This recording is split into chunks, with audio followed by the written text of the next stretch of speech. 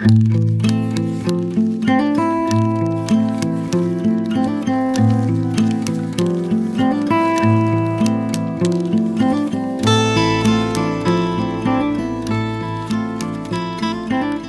can show us things we never understood about ourselves. This is Daedalia, Chapter 13, The Eye of the Beholder. I'm Ben Wakeman. I wrote this story, narrated it, and composed the music you're hearing. You're experiencing it in the way I first imagined it, as a world, a ritual, or perhaps a dream you fall into and float out of each week. If the story of Daedalia pulls you in, you can subscribe or leave a comment on my website, catchrelease.net. That's how I know you're out there.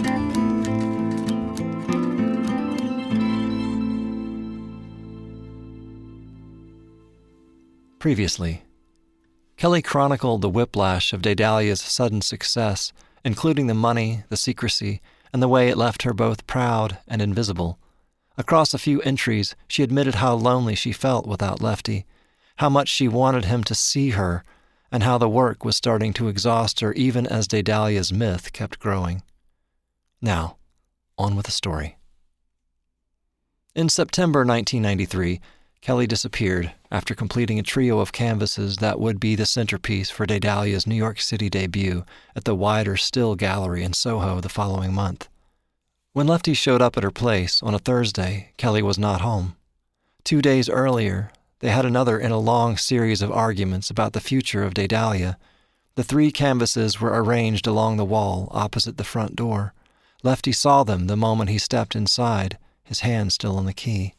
He gazed into them from where he stood, frozen in the doorway on the threshold between his best-laid plans and the reality that couldn't be bent to them.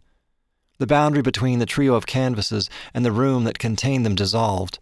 His nose filled with the scent of old timbers baking in the sun, and the acrid tang of coal soot rose in his throat. He was standing in the open, the air ionized by the tumbling rush of whitewater far below. The experience transcended his visual perception. It was as if the images slipped straight through the ocular nerve, bypassing the silent, unreliable interpreter in his brain that made sense of light, and descended deep into the soft center of him, where they manifested into a hollow, foreboding sensation he had all but forgotten from his teenage years. His eyes pricked with tears. He swallowed and took 2 steps closer. When he did, the canvases emerged again, filled edge to edge with the meticulous result of Kelly's labor. He felt the floor beneath him again and the stifling stillness of the empty house. He turned away from the canvases to survey the room. Even before he saw the note on her desk, he knew she was really gone. Dust particles swirled in the shaft of sunlight that beamed down on her desk, where he found the note and one of her favorite pens. He sat heavily in her chair and picked up the page torn from one of her notebooks. "Dear Lefty, I'm sorry, but I can't do this anymore. The other night, you didn't seem to hear me at all. I know you don't understand. The work takes something out of me. It's not like I have a bottomless well. I know you think this thing is just getting started, but it got away from me, and I can't do it anymore. I'm grateful to you for all your help and mostly for believing in me, but I need some time to figure out who I am. I'm sorry. Kelly." I can only imagine what Lefty felt after reading that note. He was probably angry, but then he would have been disappointed in himself for being angry. Mostly, I think he was worried, and that worry would plague him for the 1.5 years it would take for him to hear from her again. He looked in her bedroom and saw that her closet was empty. The chest of drawers was empty. All of her art supplies remained. He wondered if she had even bothered to take one of her favorite sketch pads or a couple of pens, but he doubted it. He had pushed her too hard and understood too late that he had done to her what his father had done to him every day of his childhood after it was discovered that Lefty had a powerful arm and a level of control that far exceeded his gangly 12-year-old body. Lefty's punishment was to have to carry on the charade of Daedalia by himself. Contracts had been signed and promises made. There was no one he could call to see if Kelly was okay.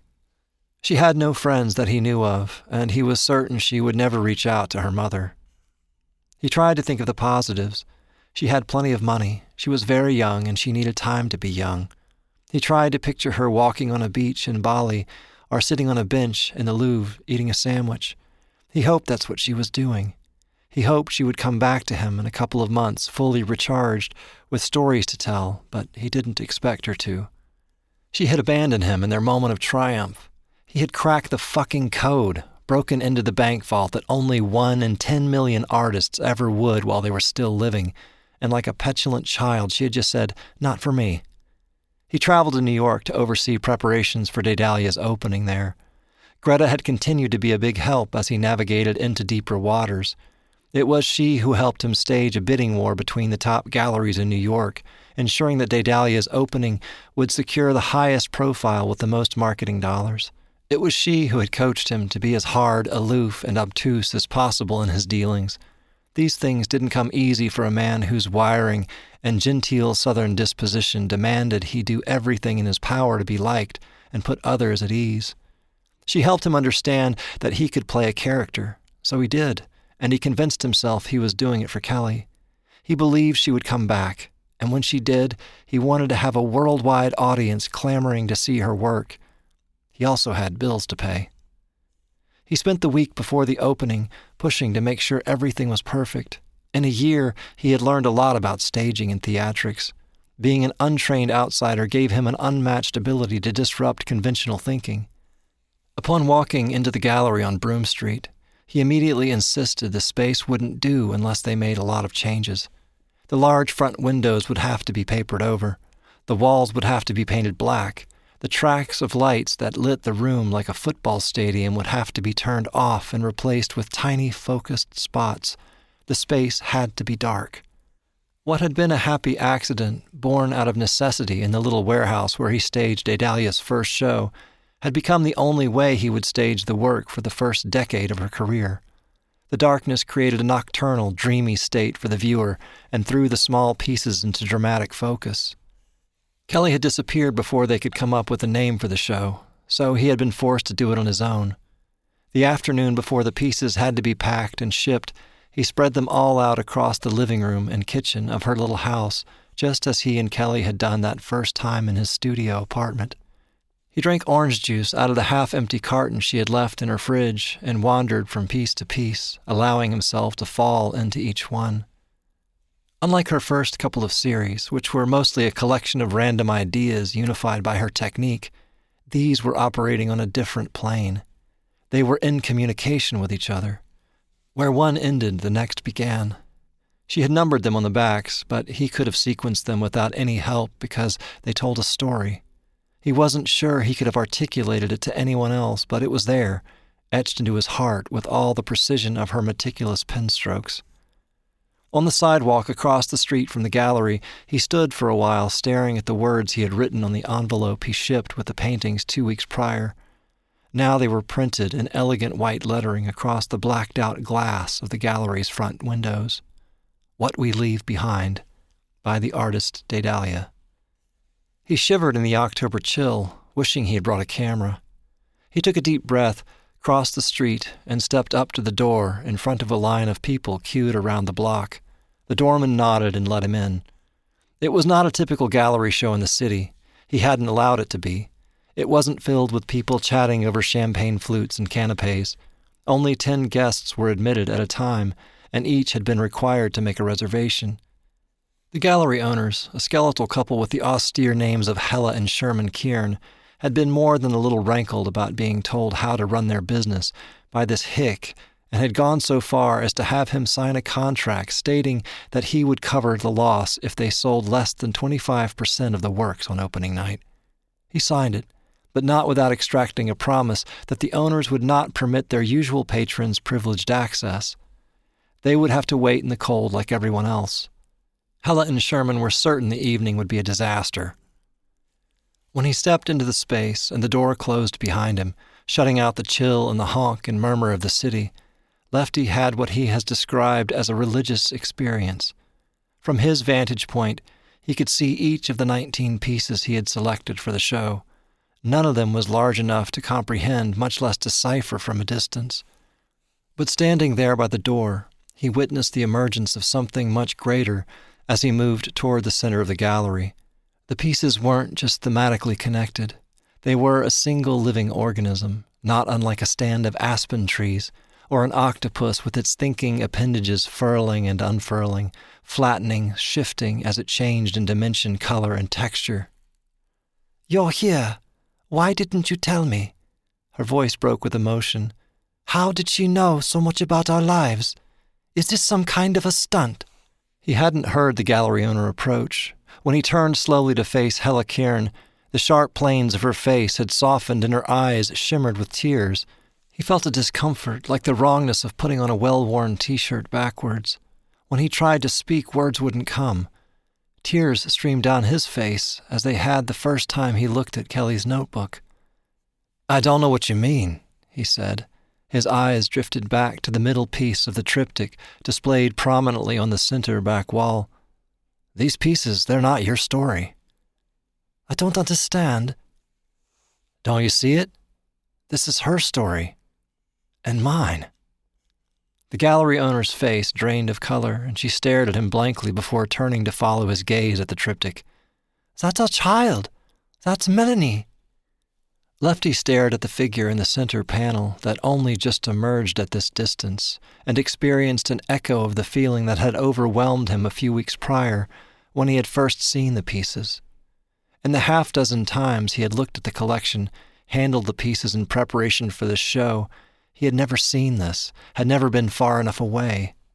Up close, the works were a bending, twisting labyrinth of flora and fauna interrupted by landmarks, crypts, statues, an overgrown garden shed collapsing into decay. The figure he saw was himself at 15, standing on the old train trestle that spanned the gorge off Route 9. The angle of his head, the slackness of his posture, the lump of his bat bag and helmet on the track beside him, it was all there. He brushed past her and moved closer, hoping to see what this woman saw, but the singular subject exploded into a trillion tiny strokes like the dust particles floating in the air of her empty living room a few weeks prior.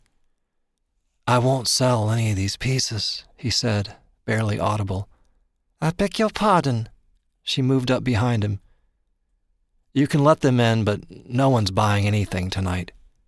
He turned to face her, ready for a fight. "I agree," she said. "They must not be separated. Not yet." Many times I have heard this story, and I'm not sure I believe a word of it, though I want to more than anything. The collection has never been staged in its entirety since that first showing. For the week it lasted, it breathed in that room off Broome Street, and then it was sold off in pieces.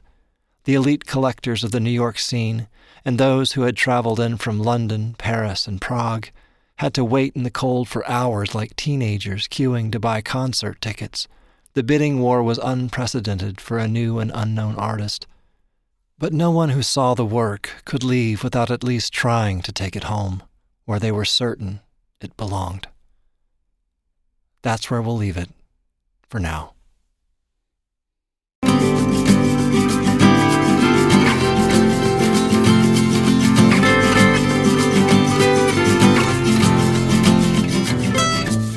If this chapter stayed with you, I'd love to hear what lingered. Please leave a comment, or share it with someone who likes the long way into a story.